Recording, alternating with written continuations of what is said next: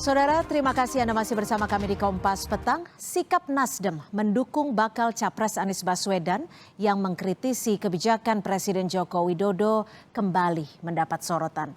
Politisi PD Perjuangan Gilbert Simanjuntak menilai sikap Nasdem yang berada di kabinet tapi mengkritisi kebijakan pemerintah dinilai tidak tepat. Apa yang membuat Nasdem tetap bertahan di kabinet dan bagaimana Nasdem menyikapi desakan mundur ini? Kita akan membahasnya bersama Bapak Saan Mustafa, Ketua DPD Nasdem Jawa Barat, Pak Nusirwan Sujono, Ketua DPP PDI Perjuangan, dan juga Profesor Karim Suryadi, Pakar Komunikasi Politik Universitas Pendidikan Indonesia. Selamat petang Bapak-Bapak, terima kasih untuk waktunya sudah bersama dengan kami di Kompas Petang. Petang.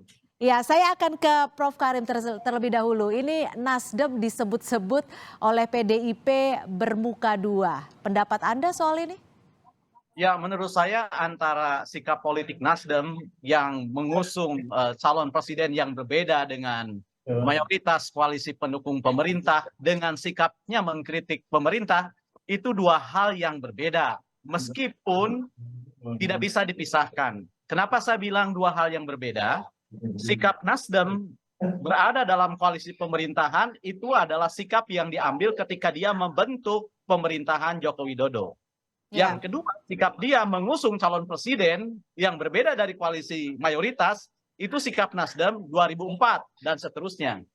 Namun karena ini saling bertemali dan menjadi persoalan karena calon presidennya mengkritik pemerintah. Sebab saya pikir persoalan intinya bukan karena memilih calon presiden yang berbeda. Sebab kalau dibandingkan dengan PDIP yang juga mencalonkan calon presiden yang berbeda dengan Golkar, dengan PAN, kemudian berbeda dengan Gerindra, itu tidak jadi soal, tapi kritiknya. Nah, oleh karena itu maka menurut saya, dan saya mendorong dan ingin mendengar sebenarnya, kalau keputusan Nasdem untuk memilih jalan yang berbeda dengan koalisi pendukung pemerintah sebelumnya, maka sebenarnya yang dibutuhkan adalah evaluasi yang kritis terhadap pemerintahan. Lalu evaluasinya seperti apa nih? Baik, gini, saya yakin keputusan Nasdem untuk berbeda dengan koalisi yang lain itu didasarkan atas penilaian terhadap pemerintahan Joko Widodo. Dan itu yang menjadi ciri sebuah sikap politik. Jadi saya ingin katakan bahwa hubungan antara satu partai, hubungan antara orang dengan penguasa dengan kekuasaan itu ada dua. Yang pertama, hubungan biasa saja sebagai pendukung. Yang kedua, hubungan yang mengidentifikasi diri. Nah, selama ini, seperti halnya partai-partai pendukung pemerintah, Nasdem sudah mengidentifikasi diri sebagai pendukung Joko Widodo, pendukung pemerintahan dipimpin oleh Joko Widodo, sehingga mengatakan kita adalah Joko Widodo. Nah, ketika pemilu 2024, Nasdem memilih sikap yang berbeda, sehingga tidak lagi. Jadi Anda ingin mengatakan bahwa dukungan dan juga tetap berada dalam kabinet itu merupakan suatu hal yang berbeda, tidak bisa disatukan. Saya akan ke Nasdem. Maksudnya begini, harus jelas antara ketika masih menjadi kita dan sekarang sudah memilih menjadi mereka. Kejelasan itu harus dijelaskan kepada publik sehingga clear ini untuk membangun bagaimana publik nanti menilai apakah akan menilai koalisi pemerintah lalu memilih dia atau ikut mendukung pilihan yang diambil oleh Nasdem. Saya pikir begitu. Oke, saya akan ke Pak Saan. Pak Saan, kalau diminta out dari kabinet dan disebut-sebut sebagai partai yang bermuka dua, bagaimana Nasdem menyikapinya? Ya, yang pertama, selama Pak Jokowi masih menghendaki ya Nasdem ada dalam barisan koalisi pemerintahan sampai akhir masa periode nanti di 20 Oktober 2024, itu nggak ada masalah buat kita. Kecuali kalau Pak Jokowi sudah menghendaki Nasdem ada di koalisi ya pemerintahan. Itu yang pertama sikap Nasdem. Yang kedua, dari awal sikap Nasdem kan jelas. Dari mulai 2014 yang lalu sampai 2019, selama hampir 10 tahun, sikap Nasdem jelas bahwa Nasdem tetap mendukung terhadap jalannya pemerintahan Pak Jokowi sampai akhir masa periode Pak Jokowi. Tapi dan bentuk dukungannya seperti apa konkretnya nih, Pak Saan? Dukungan kan di parlemen. Dukungan di parlemen ya. Dukungan di parlemen tidak ada satupun misalnya program kebijakan Pak Jokowi yang ada di parlemen itu Nasdem persoalkan. Bahkan Nasdem mendukung penuh setiap kebijakan-kebijakan dan program-program di parlemen, program-program Pak Jokowi di parlemen ya. Misalnya dari mulai undang-undang yang Pak Jokowi kehendaki, anggaplah Omnibus Law misalnya. Dari mulai undang-undang dibuat sampai direvisi melalui Perpu, Nasdem juga tidak ada catatan apapun dan Nasdem dukung. Oke, Misalnya tapi gini Pak Saan, maaf saya potong. Sewaktu baca pres dari Nasdem ini mengkritik pemerintahan terkait soal jalan, bahkan ada beberapa data yang dinilai kurang tepat. Ini Nasdem diem aja? Ya, kalau itu kan sikapnya baca pres, itu kan untuk yang akan datang. Nasdem sendiri kan firm. Jadi kalau misalnya ada kritikan dari baca pres, dia memposisikan sebagai calon presiden. Dan baca pres dari yang diusung itu kan bukan hanya Nasdem. Nasdem memang mendukung Pak Anies dari awal. Dan juga ada dari PKS dan Demokrat. Tapi Nasdem secara partai itu firm. Sampai hari ini Nasdem tidak pernah berbeda sikapnya dengan Presiden Jokowi. Baik di pemerintahan maupun di parlemen. Jadi Anda membantah ya kalau Nasdem disebut-sebut muka dua ya? Ya, dilihat aja dari semua kebijakan yang ada di parlemen, mana yang pernah Nasdem tolak dan nggak Nasdem dukung. Oke, saya akan ke Pak Nusirwan. Pak Nusirwan, menurut Anda bagaimana? Nasdem, rekan Anda Pak Gilbert menyebut baiknya keluar sajalah daripada bermuka dua. Apakah ini yang disebut atau menjadi keresahan dari PDIP? Jadi begini, ada dua hal yang harus menjadi tinjauan. Pertama, kerjasama yang berlangsung selama ini itu bisa berlaku di legislatif, di pembuat aturan perundang-undangan yang berada di legislatif. Yang kedua adalah bekerja eksekutif di pemerintahan. Jadi koalisi atau kerjasama yang berlangsung selama ini tinjauannya ada dua. Tinjauan yang berkaitan dengan parlementarian, legislatif, dan juga adalah bekerja di eksekutif yang dilakukan secara bersama-sama. Tadi sudah dijelaskan oleh Pak Saan, benar bahwa apa yang dilakukan, produk yang telah dikeluarkan oleh legislatif seperti yang disampaikan. Yang kedua yang saya katakan, di dalam program, di dalam lingkup eksekutif di pemerintahan, tentu di sini adalah merupakan pelaksanaan daripada undang-undang. Nah, pelaksanaan ini kan yang mimpin kan ada, yang disebut selama ini yang dikatakan adalah anggota kabinet. Kan begitu. Sekarang tentu bahwa tinggal masa bakti yang sisa dari periode kedua Pak Jokowi yang kira-kira tinggal 1,5 tahun. Jadi singkatnya PDIP sendiri resah atau tidak sampai mengeluarkan statement bahwa ada Nasdem ini disebut bermuka dua? Saya tidak bisa langsung menjawab resah atau tidak. Maka saya jelaskan dulu kenapa saya harus menjawab resah sama tidak.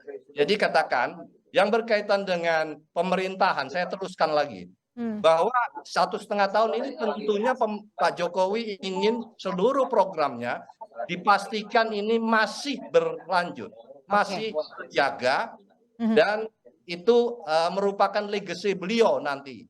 Bahwa program-program yang selama ini yang sudah dibuat berdasarkan undang-undang ini dikerjakan oleh sektor-sektor tersebut. Salah satunya sektor yang dipimpin oleh yang kita bahas sekarang ini. Nah, maka menjadi jaminan apakah atau katakanlah perlu menjadi catatan Presiden sebagai pemegang hak prerogatif, masih mampukah mereka itu menjalankan program yang kurang 1,5 tahun dengan dilatar belakangi oleh perbedaan pikiran.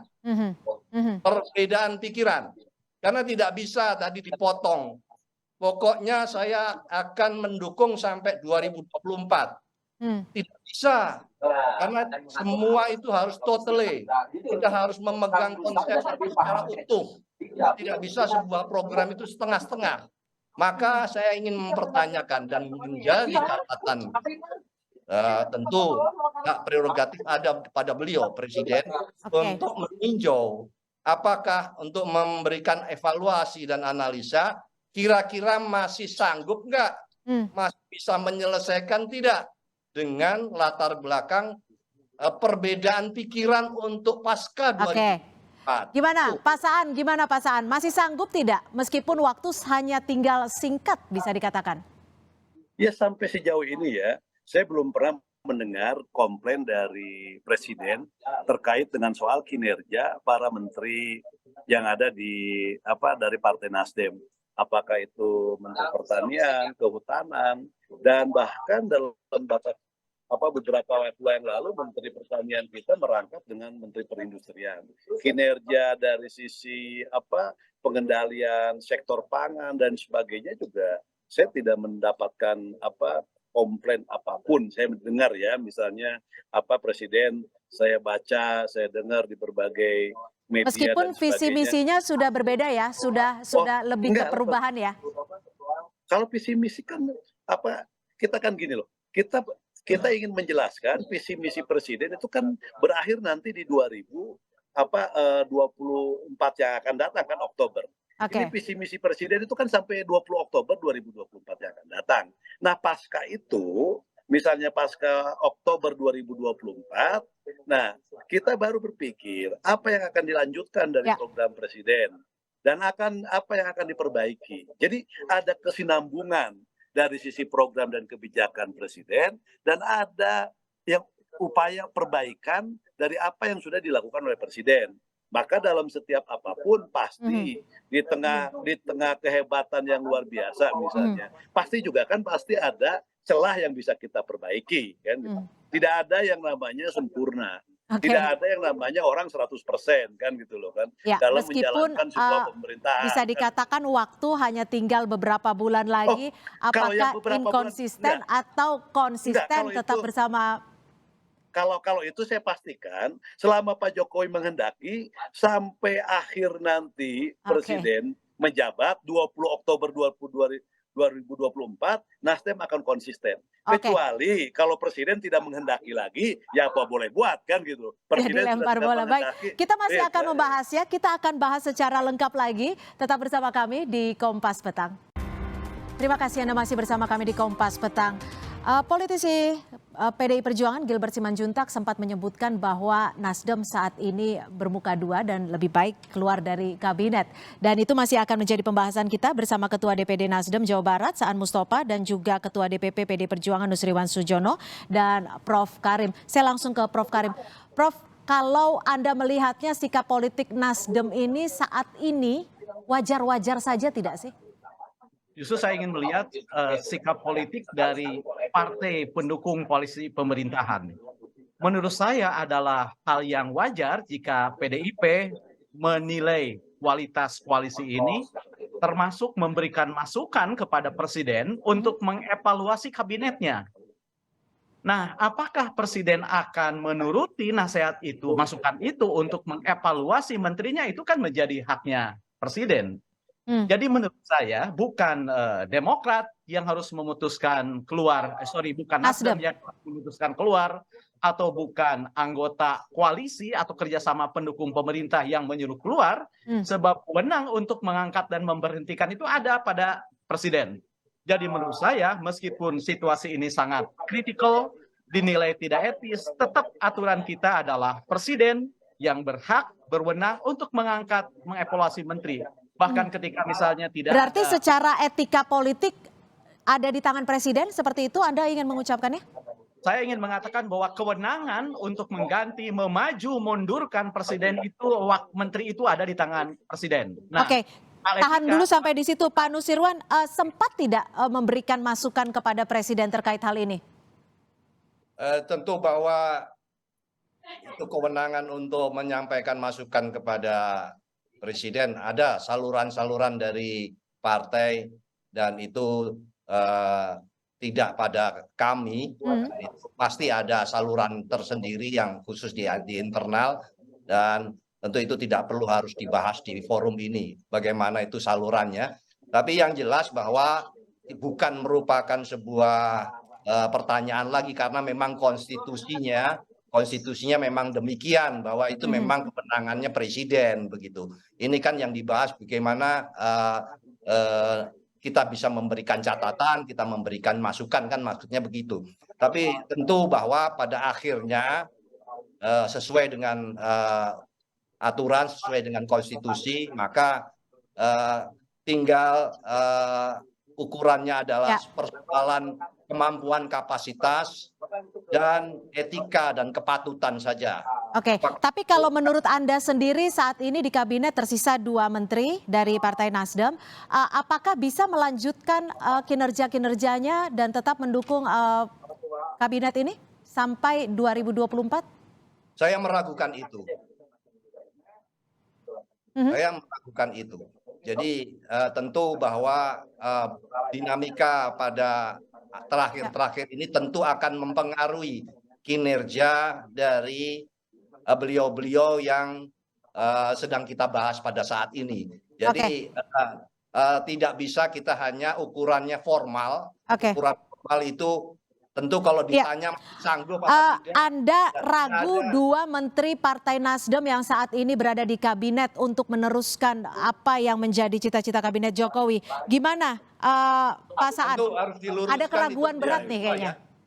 Jadi gini, selama presiden tidak meragukan kinerja menteri dari Nasdem, nggak ada masalah. Kecuali kalau misalnya presiden meragukan kinerja menteri dari Nasdem.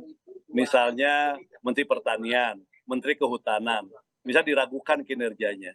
Nah, berarti ketika diragukan kinerjanya, Presiden melakukan evaluasi, dan dari hasil evaluasi atas keraguannya, maka ini layak dikeluarkan. Itu hak prerogatif Presiden, dan tentu kita hargai dan kita hormati. Tapi selama Presiden tidak ragu dan tidak meragukan terhadap kinerja menteri-menteri dari Nasdem, bahkan di akhir-akhir sekarang, menteri Nasdem kerjanya luar biasa, Presiden tidak pernah komplain. Terakhir beberapa bulan yang lalu ketika Menteri Perindustrian berhalangan, Menteri Pertanian dijadikan Menteri ad interim merangkap. Beberapa capaian di pertanian juga luar biasa. Menteri Kehutanan bolak-balik menemenin Presiden Jokowi. Setiap ke IKN kemanapun, pasti Menteri Kehutanan mengikuti Pak Jokowi.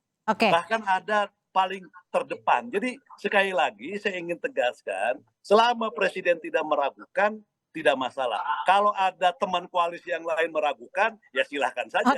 Sama jadi tidak akan mendengarkan lain pihak kecuali hanya keputusan dari Presiden. Gimana Pak Nusriwan? Ya itu kan yang kita sampaikan sekarang ini normatifnya memang demikian. Ketentuannya memang pada akhirnya yang menilai diragukan, menilai kapasitas, menilai kinerja itu pada akhirnya memang hak prerogatif itu ujungnya adalah pada beliau, Bapak Presiden. Dan yang perlu menjadi catatan kita tentu bahwa semua itu kan akan menjadi evaluasi. Tadi awal saya sudah katakan, di dalam sisa waktu 1,5 tahun ini tentu harapan kami Presiden akan memberikan sebuah evaluasi, sebuah analisa untuk bukan 2 ya, sepengetahuan saya 3 ya. Jadi ini evaluasinya seperti apa? Lah kembali lagi pada akhirnya adalah tentu evaluasi itu pada posisi Pak Presiden yang. Saya akan ke Prof Karim. Kalau dari kacamata Prof Karim sendiri seperti apa? Oh iya, saya katakan tadi ya, kan sudah jelas. Bagaimanapun antara Pak Nusirwan dan Pak Saan itu tidak akan bisa dipertemukan ya pendapatnya. Karena masing-masing punya perspektif dan didasari oleh orientasi dan preferensi kepartaian. Justru disinilah kita kembalikan kepada konstitusi. Karena tugasnya konstitusi adalah menengahi keinginan-keinginan yang berbeda sehingga frame-nya jelas. Dan oleh karena itu maka saatnya Presiden melakukan evaluasi. Kalau memang perlu diganti ya ganti saja, sederhana. Meskipun waktunya hanya tinggal 1,5 tahun? Loh, sama seperti sepak bola, kalau hanya 1 menit tapi bisa mengubah keadaan pasti diganti, gitu ya. Karena menurut saya politik seperti sepak bola, kalau keputusan itu diambil akan mengubah keadaan, even hanya 1 menit harus diambil. Sebab tak penting kapan diambil, yang penting kan dampaknya bagi perbaikan, dampaknya bagi memelihara pembangunan. Apalagi jika Presiden ingin meninggalkan legasi bagi pemerintahan yang akan datang. Tapi gini, Prof. Karim, kalau tidak ada evaluasi dan menterinya tetap berada di kabinet, akan tetap sehat atau tidak sih? Ya menurut saya itu masalahnya. Sehat tidaknya itu kan harus berdasarkan hasil evaluasi yang jujur dan objektif. Nah, evaluasi bisa disampaikan oleh Pak Nusirwan, Pak Saan, oleh saya, oleh Anda, tetapi yang memutus atas hasil evaluasi itu kan hanya bisa Presiden gitu. Apalagi PDIP gitu ya, sudah mah anggota koalisi pendukung pemerintah, partainya partai Pak Jokowi, partai pemenang, partai penguasa, yang lengkap lah. Kalau PDP tidak didengar, lalu mau mendengar siapa lagi? Itu pertanyaannya. Baik, saya ke Pak Saan terakhir. Pak Saan, bisakah dijamin menteri-menteri dari Nasdem ini tetap berkomitmen dan menjalankan yang sesuai dengan kabinet dan juga sesuai dengan arahan Presiden Jokowi? Ya, dari awal kan sudah ditegaskan dari mulai periode pertama, Nasdem terdepan lah memberikan dukungan dan juga mengawal jalannya pemerintahan. Periode kedua 2019 yang lalu, Nasdem pun tidak hanya berkomitmen, tapi juga dalam pelaksanaan dan tindakan-tindakan politiknya juga firm memberikan dukungan terhadap Pak Jokowi dan tidak melakukan proses gangguan apapun. Bahkan Nasdem memberikan dukungan tanpa reserve. Makanya buktinya apapun yang Pak Jokowi kehendaki di parlemen maupun di eksekutif, itu Nasdem ikuti semua dan Nasdem dukung. Jadi sekali lagi, kalau soal itu Nasdem berkomitmen dan bertekad akan memberikan dukungan dan mengawal jalannya pemerintahan Pak Jokowi sampai akhir masa periode Pak Jokowi. Itu firm ya. Baik. Tapi sekali lagi, kecuali Pak Jokowi tidak menghendaki. Baik. Terima kasih Prof. Karim Suryadi dan juga Pak Saan Mustafa, Ketua DPD Nasdem Jawa Barat. Dan juga Pak Nusirwan Sujono, Ketua DPP PDI Perjuangan sudah bergabung bersama kami di Kompas Petang.